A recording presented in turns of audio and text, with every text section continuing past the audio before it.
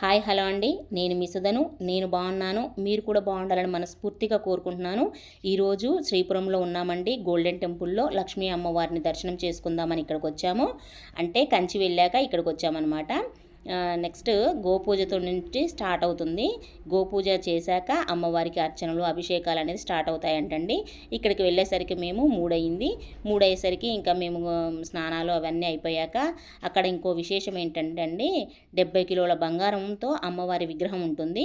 అక్కడ మనమే స్వయంగా మనం అభిషేకం చేసుకోవచ్చు అమ్మవారికి. అంటే టికెట్ తీసుకొని వెళ్ళి అభిషేకం చేసుకోవచ్చు అండి. అదొక అదృష్టం అండి. నెక్స్ట్ గోల్డెన్ టెంపుల్ ఎలా ఉందంటే, మణిద్వీప వర్ణనలో అమ్మవారి నివాసం ఎలా ఉంటుందో అలా ఉందండి. కన్నులకి ఎంతో అదృష్టం చేసుకుంటేనే అది చూడగలుగుతామేమో అనిపించింది ఆ క్షణాన నాకు. ఎందుకంటే నైట్ పూట కదండి, లైట్లతోటి విద్యుత్ కాంతులతోటి మెరిసిపోతుందండి అమ్మవారు. అందులో చూస్తూ ఉంటే ఎంత హ్యాపీగా అనిపించిందో నాకైతే. చాలా హ్యాపీగా అనిపించింది. అమ్మవారి దర్శనం చేసుకొని పక్కనే ఉన్న 2 గంటల ప్రయాణం దూరంలో ఉన్న వెంకన్న స్వామి దగ్గరికి వెళ్ళామన్నమాట. ఇక్కడికి వెళ్ళి ఈ తండ్రిని దర్శనం చేసుకున్నాము. ఇక అమ్మని చేసుకున్న తర్వాత తండ్రిని కూడా చేసుకున్నాము. చేసుకోవడానికి ముఖ్య కారణం ఏంటంటే, మా అన్నయ్య గారు ఇంకా వెళ్ళాలి, దగ్గరే ఉంది కదా, ఇంకా వెళ్ళేసి ఇక్కడ కూడా దర్శనం చేసుకుందామనంటే సరే అన్నామండి. పోయాక 24 అవర్స్ పడుతుంది అనేసి అన్నారు ఒకరు, ఇంకొకరేం 3 అవర్స్లో అయిపోతుంది అన్నారు. సర్లే 3 అవర్స్ అంటే వెళ్దామని వెళ్ళాకండి. అందులో ఒక రూమ్లో అంటే 9 నెంబర్ పడింది మాకు, ఆ రూమ్లో వేశారనమాట. ఇక్కడండి మెయిన్గా నేను ఒకటి చెప్పాలనుకుంటున్నాను. ఆ స్వామిని, వెంకన్న తండ్రిని మనం దర్శనం చేసుకోవాలంటే ఓపిక ఉండాలండి. సహనం, ఓపిక 2 ఉంటేనే ఆ తండ్రిని మనం చూడగలుగుతాము. ఎందుకంటే ఇక్కడ చూడండి, ఎంత పెద్ద ఏజ్ ఉన్నోళ్ళను కూడా ఎట్లా నడుస్తున్నారో, మెట్లు ఎక్కలేకపోతున్నారు, దిగలేకపోతున్నారు. వాళ్ళు కూడా వచ్చి అంత శ్రద్ధ భక్తితో చూస్తున్నారంటే ఆ తండ్రి మహిమేనండి ఏదైనా.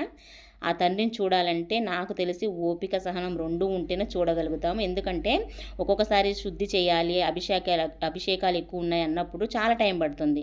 అట్లని నెక్స్ట్ ఇక్కడ మేము టోకెన్ తీసుకొని ఇంకా దర్శనానికి లోనికి వెళ్ళే ముందు ఇంకా సెల్లులు, స్మార్ట్ వాచెస్ ఏమున్నా తీసేసుకుంటున్నారండి. ఇంకా నా దగ్గర స్మార్ట్ వాచ్ ఉంటే తీసేసుకున్నారు. ఎలక్ట్రానిక్ వస్తువు ఏది ఉండకూడదు అని మాకు తెలియదు కాబట్టి ఇంకా పెట్టేసుకొని వెళ్ళిపోతే తీసుకున్నారనమాట. తర్వాత మనకిస్తారను. ఇలా దర్శనానికి వెళ్ళామండి. 9వ గదిలో ఇంకా లాక్ చేసేసారనమాట మమ్మల్ని. ఆ నైట్ అంతా అలా ఉండి తెల్లారి దర్శనం చేసుకున్నాము. ఇక్కడ ఇంకోటి ఏంటంటే, దోషం ఏమి ఉండదండి. మొహం కడుక్కోలేదేంటి, స్నానం చేయలేదంటే దోషం ఏమి ఉండదు.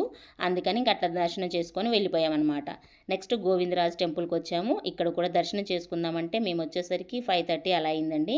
5:30 కాదు, 7కి దర్శనంకి ఓపెన్ చేస్తామంటే గేట్లో అని అంటే ఇంకా బయట నుంచి దర్శనం చేసేసుకొని వచ్చాము. ఎందుకంటే ట్రైన్ టైం అయిపోతుంది అనేసి వచ్చేసాము.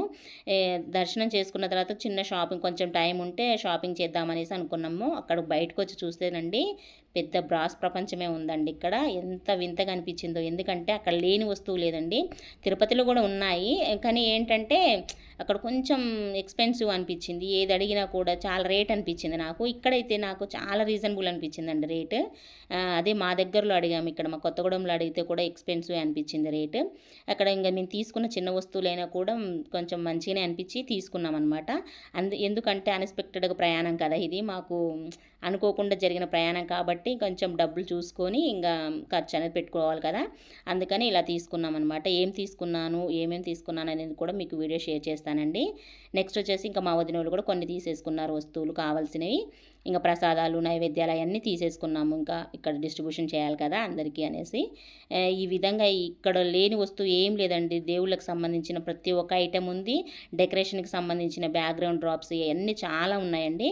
హ్యాపీ అనిపించింది. ఇంకోటి ఏంటంటే, అదృష్టం ఉంటే నేను ఇంత దూరం రాగలుగుతామేమో అనిపించిందండి. ఎందుకంటే అరుణాచలంలో శివయ్యని చూసాము, కంచిలో కామాక్షి అమ్మని చూసాము, శ్రీపురంలో లక్ష్మీ అమ్మని చూసాము, తిరుపతిలో వెంకన్న స్వామిని చూసాము.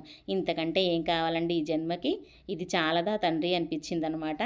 ఇంకా ఇట్లా ప్రయాణం అనేది మళ్ళీ ఇంటికి వచ్చేసామన్నమాట. మరొక మంచి వీడియోతో మళ్ళీ కలుస్తాను. అంతవరకు సెలవు మరి.